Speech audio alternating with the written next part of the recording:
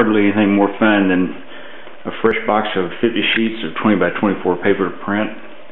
Got my enlarger set, a little 5 by 7 antique enlarger. It's an old Omega. I've got a new to me Zone 6 enlarger I just put in the darkroom to replace my old Omega D3. So this one doesn't have the field illumination problems that the D3 kind of chronically exhibited, but it has kind of invalidated every note I ever wrote on a negative sleeve about dodging or about exposure. I'm getting schooled. Let's see if I'm smart enough to learn anything. I built my darkroom to print 20 by 24 prints, so I can really handle them pretty well. I've got the enlarger set up, the trays are set up, the sink's big enough. I can wash them, I can tone them. This is a negative from Shiprock that I'd never printed. I'd had it scanned and had it in a show as a digital print, and a bunch of people have those digital prints now. We made about 10, I think. But this is the first time I'd done it as a print. So it had a little dodging. There's kind of a place in here I had to work on, but generally it's pretty well behaved negative. The moon setting, and it was so cold that morning. I think I'd parked and hidden back in here to spend the night in my truck and driven out this far. This is with a 450 lens on a 5 by 7, but it was just bitterly cold, and of course that didn't affect the view at all. I love the sunlight just coming in just as it had gotten over the horizon, the moon going down. Really satisfying images.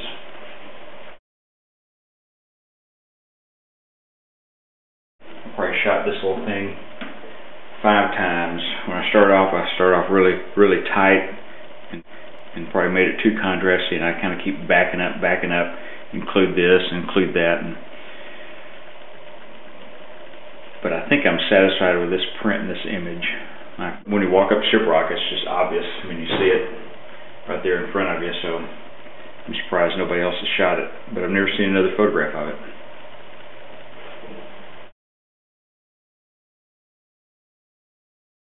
I spent the night up here to get this shot. It's the last morning we were there, right before the sun came up, and the sun's coming around this corner. So I knew it would be lightest here, and then the sky would be okay on that side. I burned the sky just a little bit, but I'd really picked my spot and slept very close to it. And then the next morning, it's hazy from forest fires out west, but I love even looking at it, the scene looked more like this than usually a black and white image looks like it's seen. It's quite pretty. And then the sun came up, and I got a great shadow running, and kind of shot all the way through the sunrise. But you know, the shots were from 6:50 to about 7:03, and then that was it.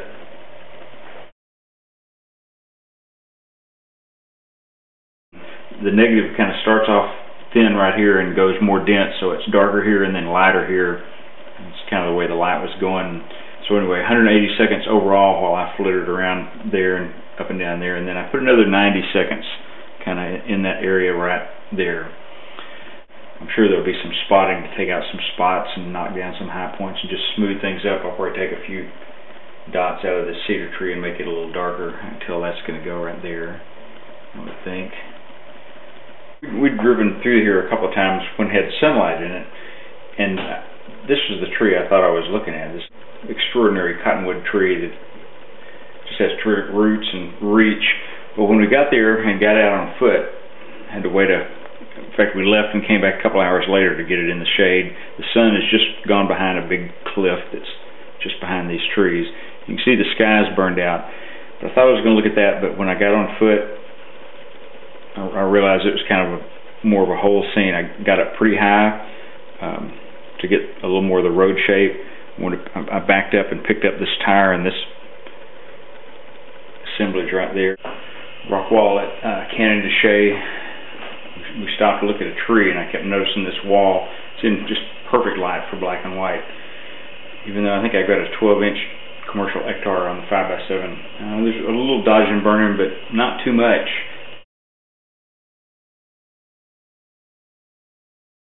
Tree shadow, I left a little bit to kind of refer to the tree behind me, and on the Zone 6 I was able to dial it open and kind of open up the shadow and keep enough texture in the rock. Just depends on where it dries down to.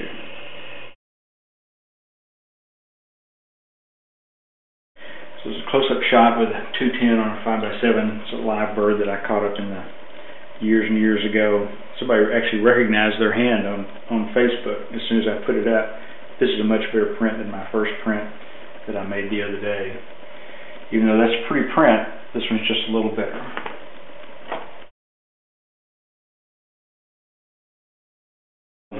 Up near Antelope House, I think. This brush has grown up where you can hardly see it from this angle anymore. This was back in the 90s. 5x7 negative, pretty much straight print. It's got a little dodging and burning, but nothing very spectacular. So I think that'll dry down and look pretty reasonable.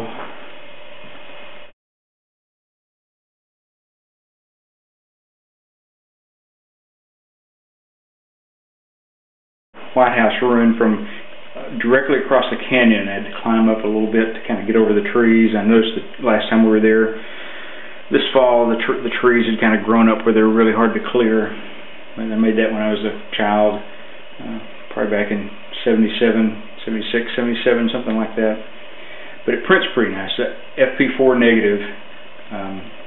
This is pretty much full frame. I've never printed this big before, and I did have an earlier print that was pretty terrible. I had made the top way too dark. But anyway, it's a nice view of White House ruin that you couldn't get it anymore.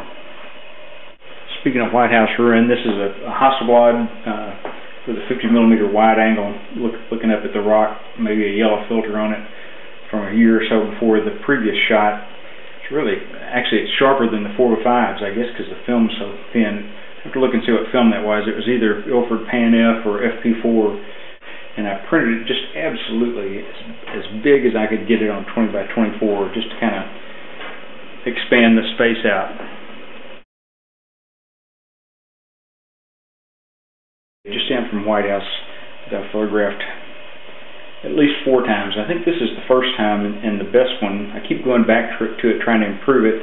So I feel like it, and I still feel like it needs a little more space on the side. So I took my 5x7 and double exposed the negative of it with something else, so that ruined that effort. Looking down the south flag at Shiprock. Pretty easy to print, late evening light when it just started kind of clouding up. Pretty straightforward. It's got a little edge burning and corner stuff, but not too much.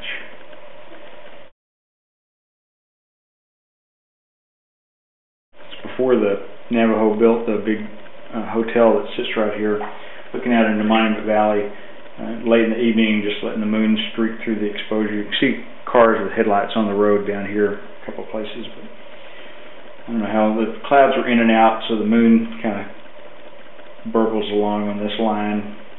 Just set it up and let it run. Shut it down when I thought it was over with.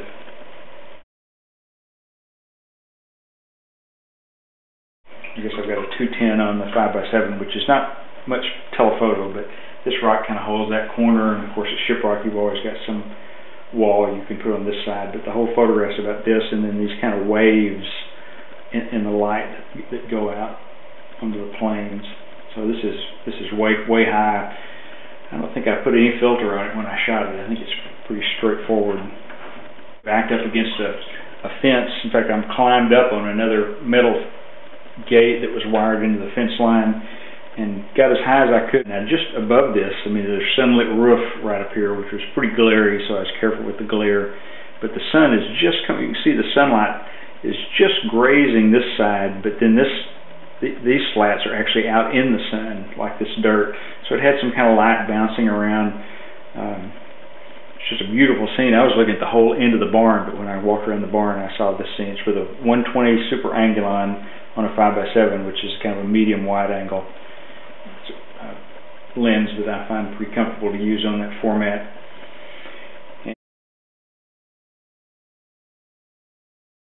Google up Robert Langham, robertlangham.blogspot.com.